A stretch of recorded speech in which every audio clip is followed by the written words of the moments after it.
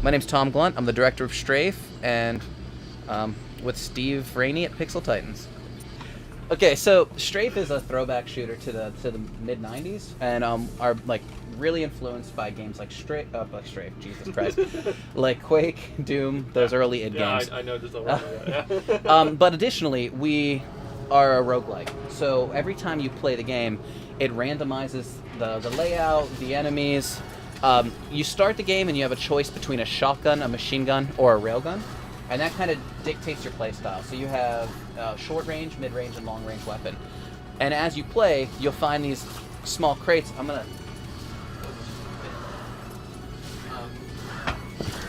You'll find those little metal crates that if you shoot it, it'll launch a power-up into the air so that you can grab it in the heat of battle.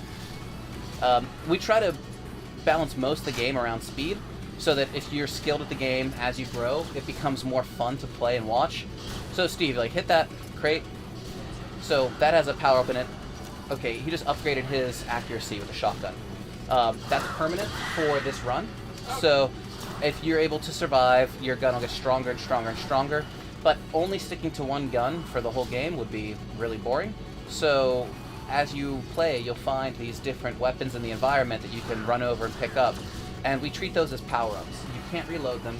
You can't, you can save them for later. If you were to mouse wheel up, you can, pocket it. But if there's, say you pick up a pistol and there's 10 bullets in it, there's 10 bullets in that pistol. So you empty it out, and then when it's empty, you can throw the pistol at an enemy to kill it. So it kind of, we want to combat that thing we used to do. So actually, there's a pistol right here. Where I would play games, and I would save all the weapons in my inventory and then never use them. No, I always do the same. Yeah. So this is for you then, because so now he's out of ammo with it. He's holding it like a ninja star, and he will basically be able just to throw that at an enemy, kill him, and then he's back to his shotgun. So you can, if you grab a rocket launcher or something like that, you can save it for later. But even things like the exploding barrels. You shoot a barrel and it explodes, right? Yeah. But in our game, you can press E, pick it up, and now it's this risk-reward style grenade, where if you get shot, it blows up in your face. But if you click, you throw it, and you can bring the pain straight to the enemy's face.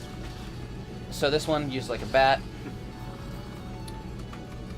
And, yeah, I mean, that's basically, he broke his legs on impact. So the whole point of this is, oh wait. So that door opens like a 56K modem, super slow, and I'm hoping people get super annoyed by that, and then they see the fragile decal over the computer and go, wait a minute, and they shoot it and it just opens instantly. So there's no load screens in Strafe. It's straight into the action. This build will have hiccups at times because we are working on a new zone, so it's you're going to see it freeze up as it loads. That's not how the full game will be. Oh, this is a remake of... Oh, yeah! So every level has a... Okay, to talk about progression real quick, because you just definitely touched on it. Every level, we want to sell the sense of progression, so if you play through it, it feels like an authored experience from beginning to end. You should never feel like you're getting a random number generator giving you a seed of rooms, or just oh, this isn't here for a reason. So we work really hard to make sure everything feels motivated, but one of the ways we do that is each level has its own track that is always associated with that level. So level 1 has its own song, level 2, level 3, all the way to the end of the game. And we work really hard to make sure that they're hot-ass jams to, bump to.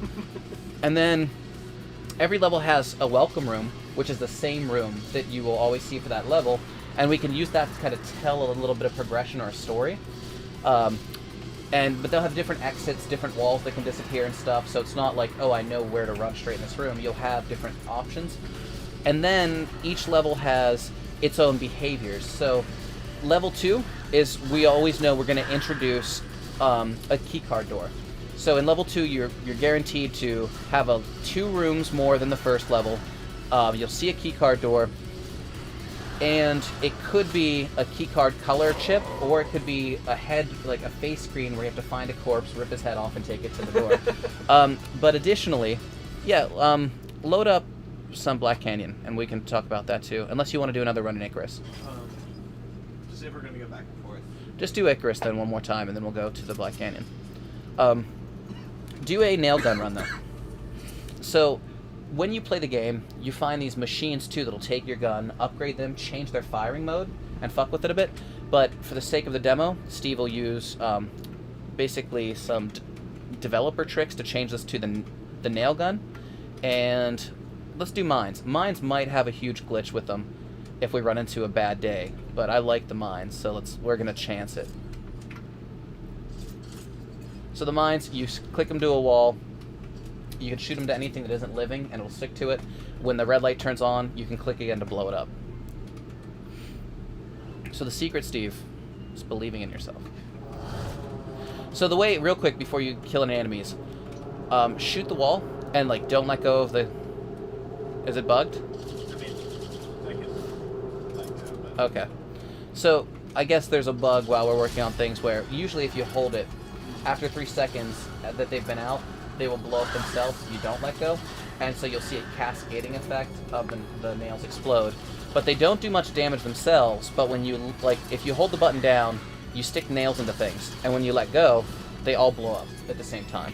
So it's just one of the guns that, one of the weapons, the SMG's primary changes that you can get. And then with the secondary, instead of being like a grenade that shoots out, he can set a mine trap.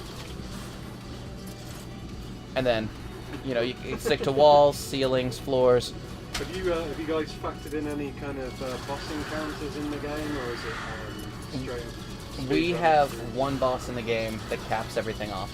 So I don't feel like I've played an FPS that has a good boss battle. So most of them are stand in one place, empty your gun, reload, empty your gun, reload, empty your gun, reload. And it's like, I think Doom was actually one of the first games I played where I was like, oh wow, they actually put effort into this and it feels good. So the idea we have is kind of, have you played Into the Gungeon by any chance? Yeah. So we kind of took a lot of influence from them. They're good friends, and I really liked the way that game felt and played. And also being a fan of shmups, it was like, how come these haven't been mixed well? So the way we're going to handle our boss is a little bit of that route, where it'll probably play a bit like, you know, in Doom 2's boss, when you have to, like, you get some enemies thrown at you, and you're concentrating fire on something, but as far as you as the player, you have to be mobile, you have to use your offensive abilities throughout the whole run, maybe dodge patterns of fire and things like that. So that's something we're, like, still working on, still trying to figure out. And then if by any chance that we end up landing in a place where we actually really enjoy the boss, we're entertaining the idea of putting one in the middle of the game too, but I have the feeling that won't happen. So this is a shortcut teleporter. As you play through Icarus, when you get into, go into the welcome room and jump down in front of the sign. Or no, jump to your right up on that ledge, and then look at it from, we'll explain kind of how this works. So this is a big hitch while it's loading in the zone. Once again, this is just because we're in the middle of development on it. So up there, when you're in Icarus, you go to the exit room, you kind of, you know, show up in tubes. You think you're going to the front of the ship, and then the pipe kind of jams down, the doors burst off, and you're sliding down here. You land here, and this is what you see when you first come into the zone. So you realize you're not in space, you're not in orbit with like all these aliens on this ship or creatures, but instead you're in these welcome rooms. Don't move yet. So turn left.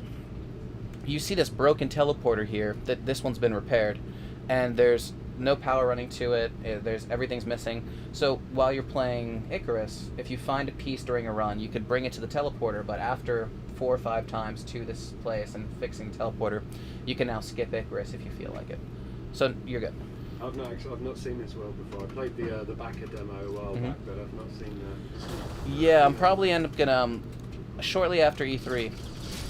We're going to probably do a, you know, put some more work into it, and then do a full run through from like Icarus to the end of the first level in here, and then I'm gonna upload that to the channel, share it with the backers, and share it with the world so they can see how that progression feels to the new zone.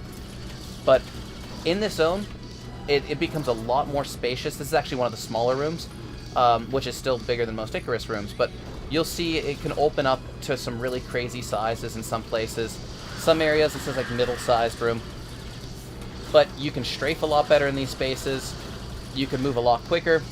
There's 2 new enemy types here. The brick, which is these large rock creatures that kind of You don't know if those are decoys half the time or if they're, you know, the brick, which he'll wait till you get close, he'll come out and he'll, like, have an AoE attack. That if you kite him around, he's like a tank. You can actually use him to kill other enemies for you, which is kind of cool. If you find these rock slides that you need to get through, you find an escape pod, and you can... He'll show you a bombardier. You find these escape pods where you can go in, grab one of the fusion tanks out the back, and then you can use that to blow your way through. But you have 15 seconds before they blow up in your hands. So it's obviously you've tailored this around like speed and looking cool. Is it just going to be mouse keyboard? So we're focusing completely on the mouse and keyboard, but we don't want to limit. Like, people want to play games how they want to play games.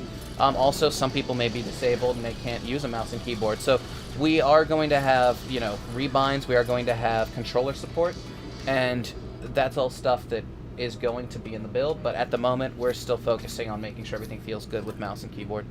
It's PC, just PC, Mac, and maybe Linux if the build doesn't suck. Would you ever consider porting to consoles in the future? We already are. You are? So it's something where we haven't committed to going to either console. We haven't figured all the stuff out, but we're definitely working with Devolver and like now having infrastructure to talk about these things.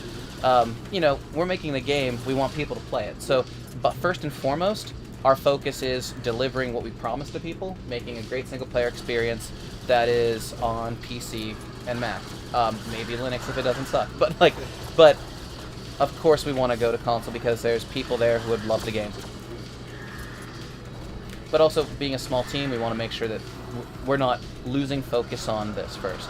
Well, I think the new Doom's proved that you can do a fast-paced shooter with on console. I mean, I would argue that, you know, Call of Duty has too, even though that's not the game we're making. You know, there's a lot of shooters that have been played well on console since Halo. So I'm not a hater of console shooters, but, you know, when you're making an old-school shooter, you definitely want it to be great on PC. That's why you'll never see a radio menu. You'll never see things like that, because it's like, even if we go to console, we're not going to have that, you know? Because, I mean, that was the worst thing, is when you would hear, like, we're making a game for PC gamers, and, like, then you see, like, oh, then why are you building in radio menus? Yeah. And then, like, a month out from release, like, come into every console, too. It's like, we know. You've been showing off radio menus. So, yeah, I mean, ultimately, this zone...